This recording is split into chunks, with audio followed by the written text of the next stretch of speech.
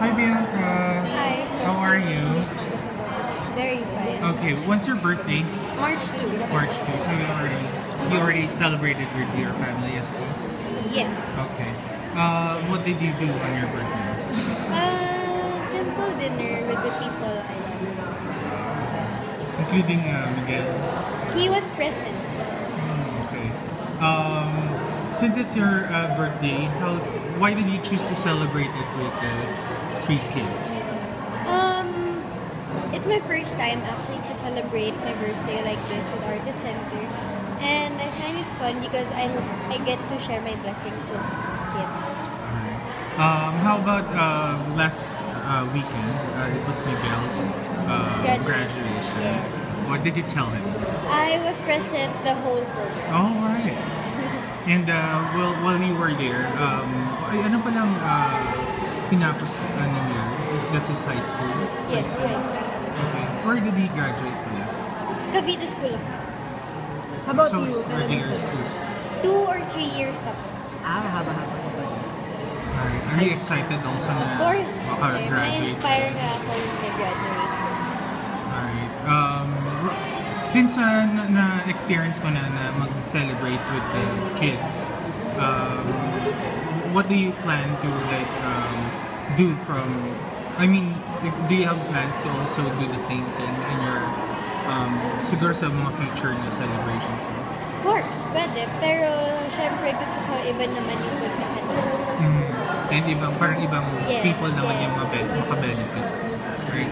Aside from that, what are your projects right now? I have Once Upon a Kiss, which is every weekdays after Pariboy. I have A Small Family and Sunday All-Stars every Sunday. And this coming Holy Week, I have yes, episode for the EB Lenten Special. It's titled Aruga ng Puso, and I worked with Ate Marian Rivera here. Wow. Kamusta yung parang ang hirap ng role mo doon? I had cerebral palsy. Yes. And who's the director? Binibining Joyce? Yes, Direct Joyce.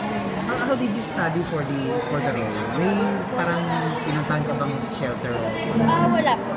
Research lang po in the internet and also yung symptoms and how they live.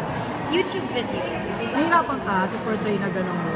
Hindi naman. Yes, Chicken lang. when the day of the shoot started, yes. Pero nung patapos naman na po, I got the hang of it. Anong sinabi, paano mo nalaman yung, ito yung magiging role ko dito sa Ibilenten? Anong sinabi sa'yo, anong feeling, anong takot? Siyempre kung kaba, kasi napakahilig ko mabigyan ng justice yung role na ibigay sa akin. Lalo na po, true to life po yung story. Pero at the same time, masaya kasi isa po siya sa mga dream roles. Kamusta naman yung working with Marsha? Starstruck. Yun lang po masasabi ko. Starstruck. Sobrang starstruck ko sa mga. First impressions mo with Marian? Like, Pretty. super Super. pretty. When you got to, nag-workshop ba kayo prior? No. Diretso, Yes, salam? diretso. Wow. Okay. Wasn't it difficult for you? It was kinda. Kasi knowing that you work with someone you look up to, it's different eh. Pero, still, I got to contain naman my excitement of working with her. And it's kind of very special kasi Ipulaga actually does this every year lang. No? Yung honor na maging part nung series of shows on this Lenten season. Paano ka pala kinontact for that? Na to be one of the stars of My those episodes? handler told me lang na, yun nga, ayaw Bulaga. Bulaga called Artist Center. Were you handpicked? So Ipulaga contacted Artist Center? Yes, and then, yun nga, Can I answer that? Yeah, she was handpicked. In fact, she had several bookings that day. Oh. So, Tape was willing to adjust their schedule for Bianca. Mahirapan din siya sa schedule niya. Pero pinagbigyan na lagarin si Bianca. So, she was really tired that day. Pero okay naman yung kasi syempre wala masyadong speaking roles but all boils down to how you act na. Yes po. So, nakita mo rin ba yung person na ano? Or, No, but Ate Yan was able to see the person kasi she visited yung totoong characters na pinag-train namin. So, with her help and with the help of Direct Joyce, they guided me naman on how to compose the character.